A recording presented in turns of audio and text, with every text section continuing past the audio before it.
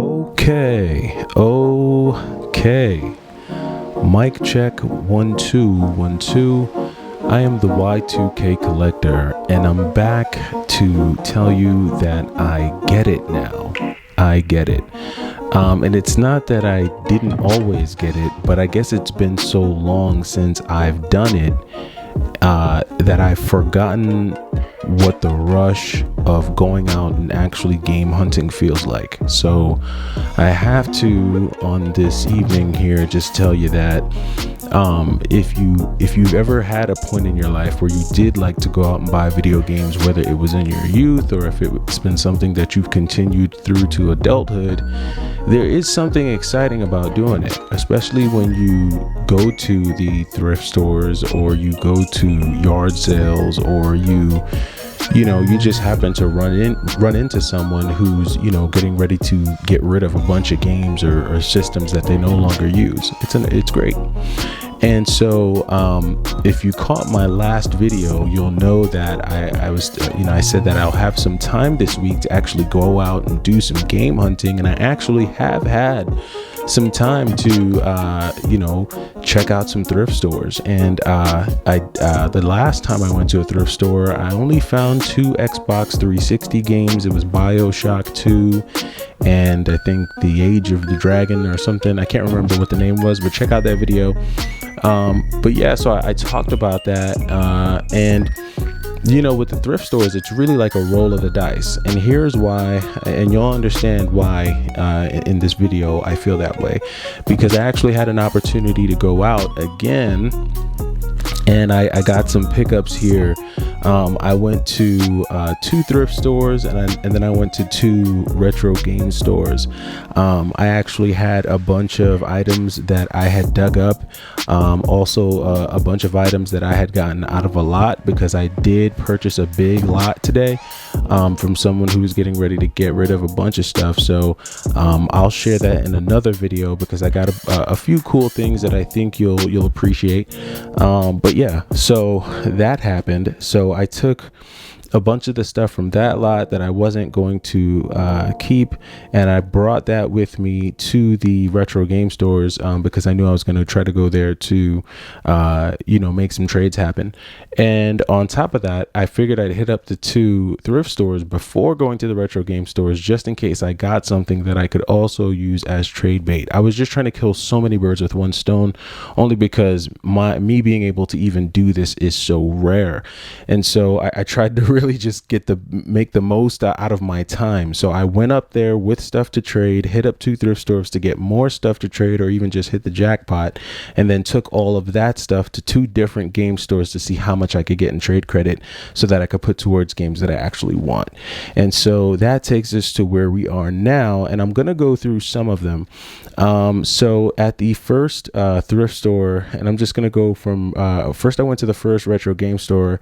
The first retro game store gave me some credit. I was able to get a good amount of credit from that retro game store, and I took that and kind of flipped that into a couple games.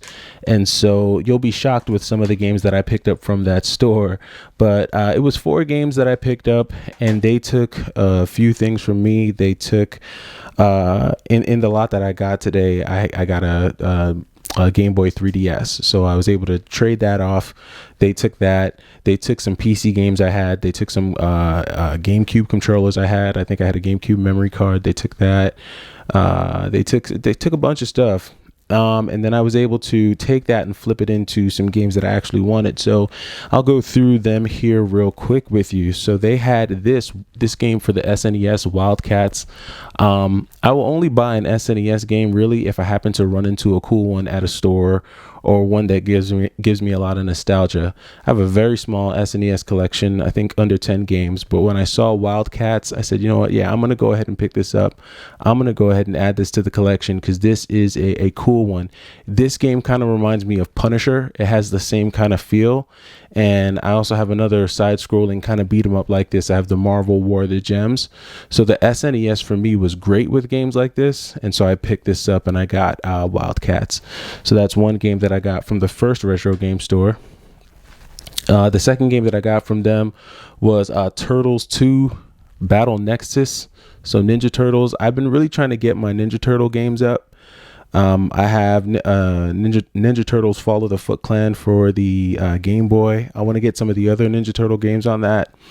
But I've just been kind of building my Ninja Turtle collection. And so this is one that I wanted to add. I didn't have this, so I picked this up. Konami, they're golden, and they make some pretty cool games here on the PS2. So yeah, and this is a 4-player one. So if you have that special adapter for the PS2, you can kind of get some real action going with a group. Okay, then you're going to be shocked with this game that I picked up, but this will tell you something about what I got from that lot. But I also picked up Zelda. They had Zelda, the Wind Walker HD for the Wii U. That's right, the Wii U. And I don't really talk about like Nintendo stuff on this channel. You know that this has been a primarily PlayStation, Sega Saturn, Sega, Dreamcast, PSP, just that, that other stuff. I don't really get into the weeds of Nintendo much, but yep, here I am. So this is Zelda Wind Waker, and I picked this up for the Wii U. More to come on that, so I'll be able to share that with you. And then yes, I got another shocker here for you. Yep, so Super Luigi Bros U, that's right, for the Wii U.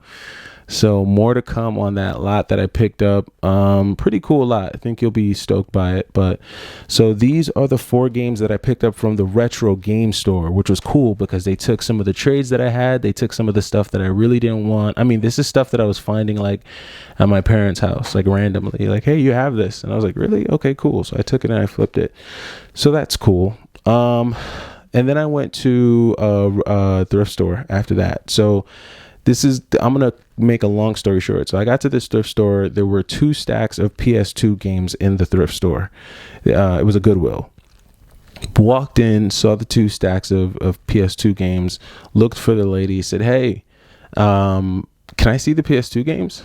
So she says, yeah. So I looked down, and the first game on top, I think, was like SpongeBob SquarePants. And it had like a sticker on it that seemed pretty high for SpongeBob SquarePants, the price that they had on it. And I was just like, is this the price for this one game? And she was like, no, this is the price for all of these games. And again, the price was kind of high. At least I thought it was high. So, she's like, no, this is the price for all the games. So I say, well, wow, okay, can I go through, can I understand why? And she's like, oh, they have to be sold as a set. So I was like, wow, that's strange. I never really heard of that. Like Goodwill makes you buy their games in a set. Okay. So I said, all right, well, can I at least just see them? I was like, what's the big deal with this set? And so it was about 14 or 15 games, and I'll cut to the chase. The reason why it was that price was because in the mix of those games was Silent Hill 2 greatest hits version, right? So I guess because this game was in that mix, she's like, okay, yeah, you got to pay for the whole set and buy the whole set and pay this higher price. And I was just like, wow, this is some just really strange pricing that they've got going on here.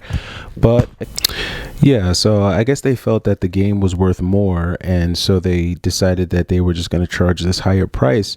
And at first I was like, I think I'm going to pass. But then, I opened it up, I took a look inside, and it was a complete in box copy of Silent Hill. The back of the disc is super clean. The manual super clean. I mean, it's clean. And when I looked at it, I was like, I could sell it, and if worse come to worse. These games aren't really my cup of tea, but today I was in that whole mode, right? Like game hunt, game flip mode, flip mode squad. Anyway, so, I was in that mode. And so I said, you know what? All right, I'll snag it. Because when it all boiled down to it, there was a bunch of other games in there that I was able to use as trade bait for my second stop at the retro game store, at the next retro game store that I went to. So they had Silent Hill in there. I'll go through a couple other ones. They had the rest of them were pretty much like duds. They were dubs. I mean, like, They had SpongeBob in there. SpongeBob SquarePants was one of the games that they had in there. They had Rock Band in there. They had Ultimate Ninja 2 in there. So I may keep this one. Most of these, I think, if not all, have the disc and the manual. What else did they have in there? They had Quantum of Solace in that mix as well. They also had I think they had Sealed. Yeah, they had a Sealed. There was a Sealed game in there. That's funny. We had another SpongeBob Nickelodeon Attacks Toy Bots. What else did they have in there? They had a sealed copy of Zombie U for the Wii U. So they had that in there. They had the Call of Duty World at War in there. And then they also had they had a jam pack in there. And a couple Dance games in there. It's just a bunch of kind of duds, really, outside of the Silent Hill. The cool thing is that there are a few that I could see myself keeping and playing. The SpongeBob one actually looks like a fun game, like a funny game. So I think I'm gonna keep SpongeBob. I think I'm gonna keep the Naruto Ultimate Ninja 2. Bandai is not too bad. Call of Duty, I think I'm gonna get rid of. Zombie U, I don't know. I think I may sell that one. Use that as a trade. It is sealed, so I should be able to get something for it. Same with the Nickelodeon game. Actually, I think I may keep the Nickelodeon game too. That one, Attack of the Toy Bots, looks like a pretty cool kind of action game. Defeat your enemies with weapons. Yeah, looks like a cool one. All right. So then I made what was my third stop? So I made another stop at another thrift store, and unfortunately I have nothing to show you from that store. Walked into that store and it was a complete dud. There was nothing in there. I don't even think they had one video game. I don't even think they had one sports game, and nothing in there. So that was a waste of time. And then finally, at the end of the day, I took everything that I knew that I wasn't going to keep, plus everything that the first retro game store didn't take, and I took it to a second retro game store. And I was able to offload some more stuff that was really just junk. They took some more of the PC games that I had. They took some more controllers. They took some of the games that I got out of the lot. Because there were more games that I got out of that lot than what I've shown. I think I sold them about 4 or 5 of those games, along with some controllers and some other stuff. And they gave me some in-store credit, which is always more than the cash. And I took that cash and rolled that deal into another game that I've been wanting to get for the Xbox. But there's like 3 versions of it, or 2 versions of it. So I wanted to get the right one. But this is Attack on Titan 2. And the Final Battle. So I think this one has all of the extras. It has all the, all that extra content and footage from the cartoon show that I think this game is or the anime rather, that this game is based off of. So they had that. That was the one shining gem that I saw. This was on my wish list, and I went ahead and got it for the Xbox. And that really does it for 2 days worth of, I guess, pounding the pavement. I guess it's not too bad. I mean, out of the 2 days of game hunting and scrounging, I've been able to get, I guess, Silent Hill 2, Attack on Titan 2, Final Battle, Zelda Wind Walker, Luigi, Super Luigi U, the Ninja Turtles game, and then Wildcats for the SNES. So it was work. I mean, it was a full day, but I guess, when you put in the time and effort, I guess you can really find those diamonds. You are able to do the whole flipping. I don't really know if I could flip games outside of like just taking them to a game store and letting the store give me credit. Like, I can't do the meetups, can't do any of that stuff. It would just be way too much, like coordinating, just too much. But I think doing the trades is great. Getting that trade bait, taking it to a store, flipping it, looking for stuff around the house that you're not going to play anymore, and just taking that in. That's always good.